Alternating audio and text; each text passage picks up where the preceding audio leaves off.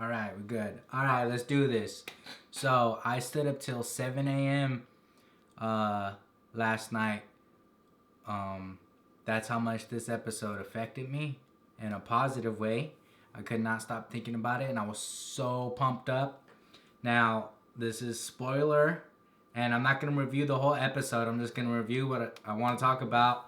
The best thing that happened and all the Disney Star Wars, I would say so far. And spoiler alert, but you guys probably know by now, Luke Skywalker shows up, and it was intense. The way they kept getting my hopes up, and I didn't want to get my hopes up because Disney hasn't been really delivering and paying off, in my opinion. So, start with the scene when the X-wing flew in.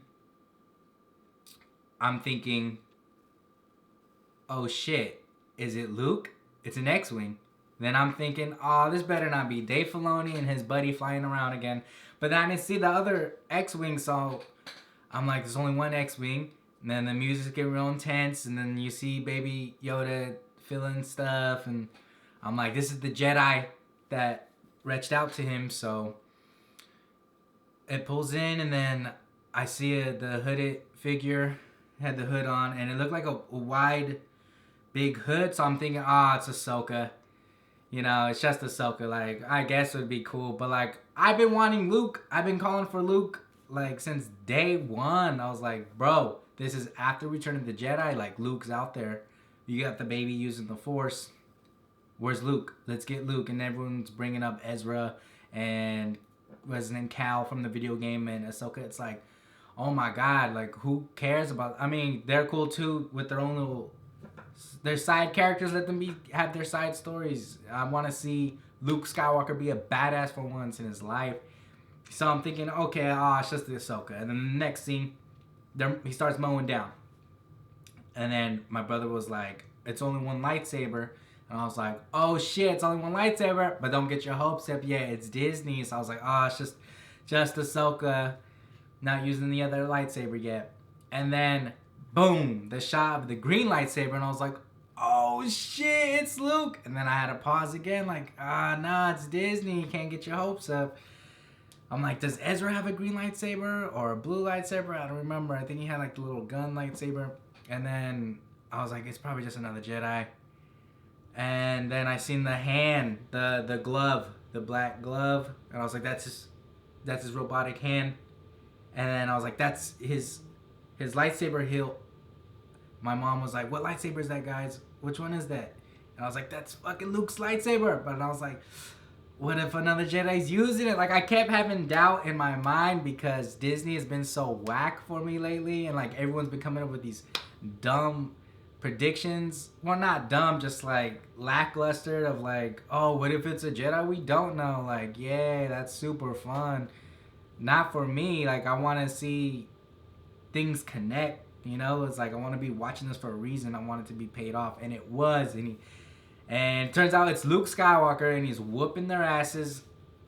And the way he's using the Force, he wasn't moving as fast as they were in the prequels, which is okay. I mean, that's probably the fastest you've ever seen Luke move anyway, and like, he didn't do shit in the sequels. So, a lot of people bring up Rogue One as a comparison, the hallway scene with Darth Vader, which, yeah, I agree with on many of those shots, but I also felt when I was watching it in comparison to Anakin Skywalker in Star Wars Episode 3 when he's just mowing down the battle droids and Newt Gunray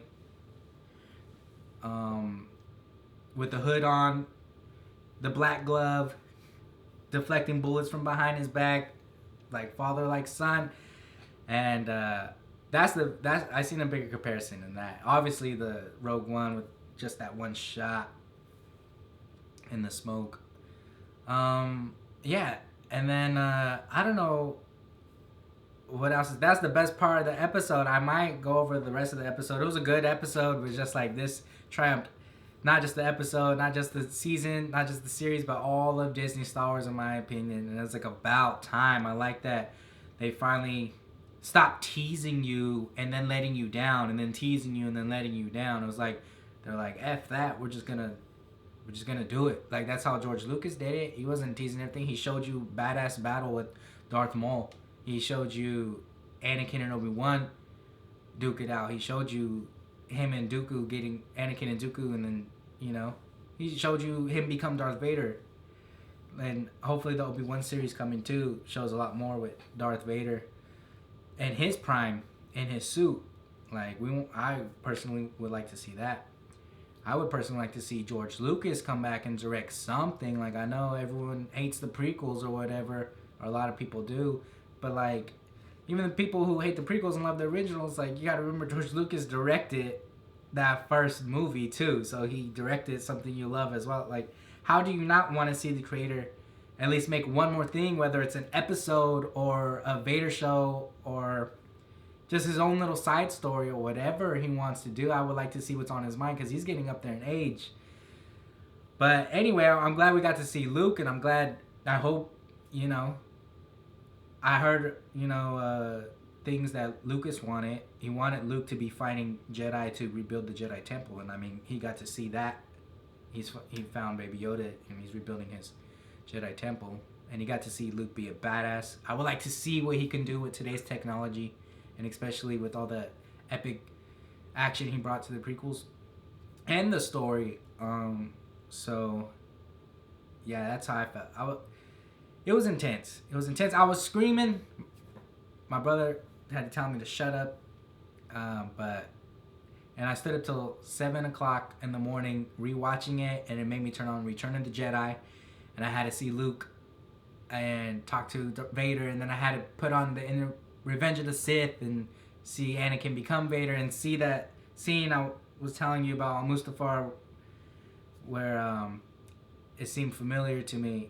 It was just cool, because it was like, dude, Anakin's your dad. You're fighting like Anakin.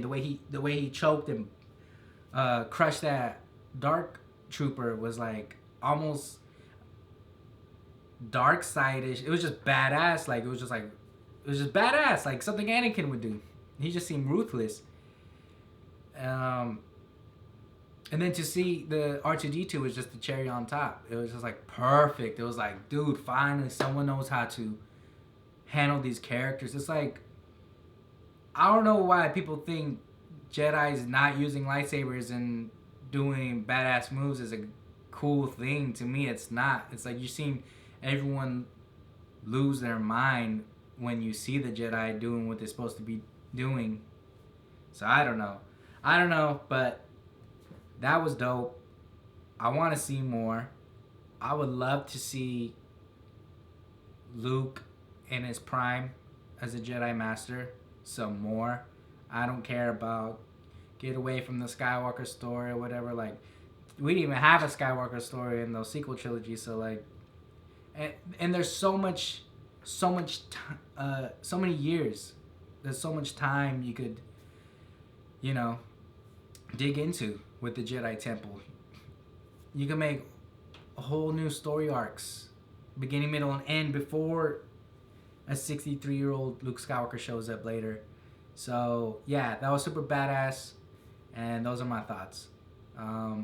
Leave a comment. Let me know what you guys thought about it. Let me know if you would like to see George Lucas return and direct one last thing before it's too late. And yeah, also let me know what you think about seeing more stories about Jedi instead of just bounty hunters and smugglers and stuff like that. All right, peace out.